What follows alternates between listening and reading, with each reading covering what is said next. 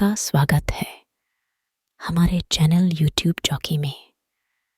आइए शुरू करते हैं आज की कहानी, जिसका शीर्षक है दूसरी औरत, जो कि लिखी गई है निशा शर्मा जी के द्वारा।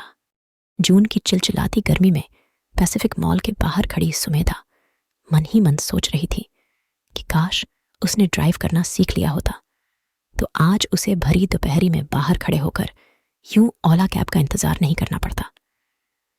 पौ पौ गाड़ी के हॉर्न की आवाज लगातार सुमेधा के कानों से टकरा रही थी, मगर सुमेधा थी कि टस से मस होने को भी तैयार नहीं थी। ओह मैडम, एक्सक्यूज मी, सुनाई नहीं देता क्या? गाड़ी सुमेधा के सामने से गुजरती हुई थोड़ी दूर पर जाकर रुक जाती है और उसमें से एक युवक उतरकर सुमेधा की ओर बढ़ता है। संजय, सुमेधा, तुम यहां कैसे? मैं तो पिछले 4 साल से दिल्ली में ही हूं, मगर तुम यहां कैसे? अपने बताओ, तुम तो लखनऊ में थे ना? हाँ भाई, लखनऊ में ही था। तो क्या बंदा, लखनऊ में दिल्ली शिफ्ट नहीं हो सकता? कर कुछ गुनाह कर दिया। एक मेरी कंपनी लखनऊ से दिल्ली ट्रांसफर हो गई है। ओहो, अरे, ये कैब वाले ने राइड कैंसिल कर दी। हद होती है, इतनी गर्मी में मैं पिछले आधे घंटे से वेट कर रही हूं, और ये अभी कंप्लेंट डालती हूं मैं।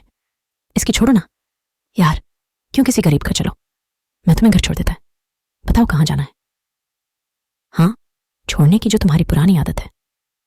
यार सुमेधा प्लीज, तुमने कार का ऐसी स्लो क्यों कर रखा है?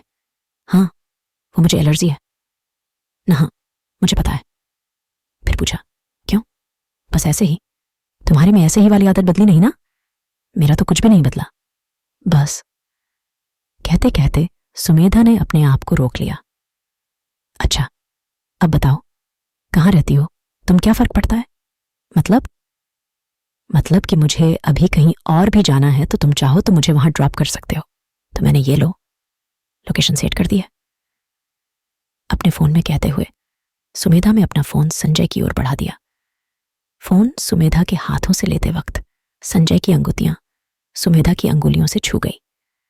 इस अनायास ही हुए स्पर्श के कारण संजय के पूरे बदन में एक सिहरन के दौड़ने के साथ ही साथ उसके मस्तिष्क में इस बार वर्षों पहले कहे गए सुरोधा के शब्द भी गूंजने लगे। संजय, उस इंसान के साथ कल की पूरी रात गुजारने पर भी मुझे ये सिहरन एक बार भी महसूस ना हुई कि अभी भूल से ही सही, मगर इन उंगलियों की छुअन से महसूस हुई। उफ! मगर सुमेधा, उफ की गर्म सांसें अपने चेहरे पर महसूस करने के बावजूद उन्हें न महसूस करने के लिए आज बाध्य था संजय। और संजय कैसे हो? मैं हाँ ठीक हूं। मैं अचानक सुमेधा के पूछे हुए इस प्रश्न में संजय की तंद्रा भंग हुई और वो अब अपने अतीत से वर्तमान में लौट चुका था। तुम कैसी हो? तुम्हें कैसी लग रही हूं? क्या तुम आज भी हर सवाल का जवाब सवाल में ही देती हो? इस पर खिलखिलाती सुमेधा, संजय भी सुमेधा के साथ खिलखिलाकर हंस पड़ा। दोनों एक दूसरे को देखकर बस हंसते ही जा रहे थे और वो दोनों तब तक हंसते रहे जब तक कि उनकी वो हंसी उन दोनों की आंखों से अश्क बनकर बहने ना लगी। सुमेधा और संजय की उस आधी अधूरी मुलाकात को हुए आज पूरे 15 दिन बीत चुके थे। इस बीच उन दोनों में से किसी एक ने भी एक दूसरे से बात करने का कोई भी प्रयास नहीं किया, जबकि उस दिन वो दोनों ही एक दूसरे से उनके मोबाइल नंबर्स ले चुके थे। इस वक्त घड़ी पूरे 10 बजा रही थी।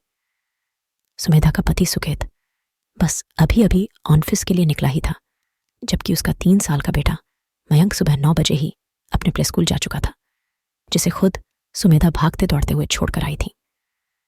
अब पीछे कुछ बचा था तो वो था सुमेधा का बेतरतीब सा पड़ा हुआ घर, और उस घर में थकी हारी सी पड़ी सुमेधा, जो कुछ देर आराम करना चाहते हुए भी आराम नहीं कर पा रही थी, क्योंकि उसके दिन की असली शुरुआत तो अब होनी थी। अभी तो उसे हर रोज की तरह चकरगिन्नी के जैसे नाचते हुए जल्दी जल्दी घर के सारे काम निपटाने के साथ ही साथ अपने बेटे मयंक को भी टाइम से प्लेस्कृत से वापस लेकर आना था। रोज की तरह आज भी जगजीत सिंह की गजलों को सहारा बनाते हुए सुमेधा अपनी घड़ी की टिक टिक के साथ कदम ताल करने में जुट गई। तेरे बारे में जब सोचा नहीं था, मैं तन्हा था, मगर इतना नहीं था। जगजीत सिंह की इस खूबसूरत गज़ल के बीच में सुमेधा के मोबाइल पर बजी व्हाट्सएप की एक छोटी सी नोटिफिकेशन टोन सुमेधा के दिल को बहुत भीतर तक धड़का गई। न जाने क्यों सुमेधा को इस पल सिर्फ संजय का ही ख्याल आया, जो कि सही भी निकला। हाँ, ये संजय का ही नंबर तो था, जो उस दिन सुमेधा को सिर्फ एक बार पढ़ने पर ही याद हो गया था। हाय सुमेधा बस उस मैसेज को देखे जा रही थी। पता नहीं उसे समझ नहीं आ रहा था, या वो समझकर भी समझना नहीं चाह रही थी, या फिर समझकर भी नासमझ बनी हुई थी कि उसका अगला कदम अब क्या होना चाहिए। हर रोज बहुत ही तेज तेज चलने वाले सुमेधा के हाथ आज बड़े ही सुस्त पड़ गए थे।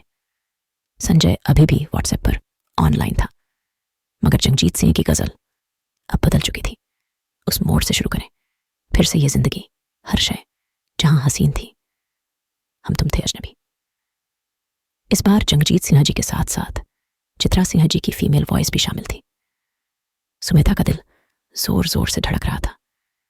इतनी घबराहट तो मुझे कभी बोर्ड के एग्जाम्स में भी नहीं हुई, और न ही कभी मेरे किसी रिजल्ट के इंतजार में अपने आप में ही बड़बड़ाती हुई सुमेधा ने अपने घर के पास के ही एक कॉफी कैफे में प्रवेश किया। सुमेधा जाकर चुपचाप एक कोने की टेबल पर बैठ गई, जहां पहले से ही आकर बैठा हुआ संजय उसका इंतजार कर रहा था। और इससे पहले कि वो सुमेधा से कुछ कह पाता, सुमेधा ने बोलना शुरू कर दिया। यार संजय, मैं अब इतनी नजदीक तुमसे मिलने कभी नहीं आऊंगी। यार पता नहीं कि कब कौन पहचान का मिल जाए, और आज तो वो पड़ोस की मीना आंटी ही पीछे लग गई।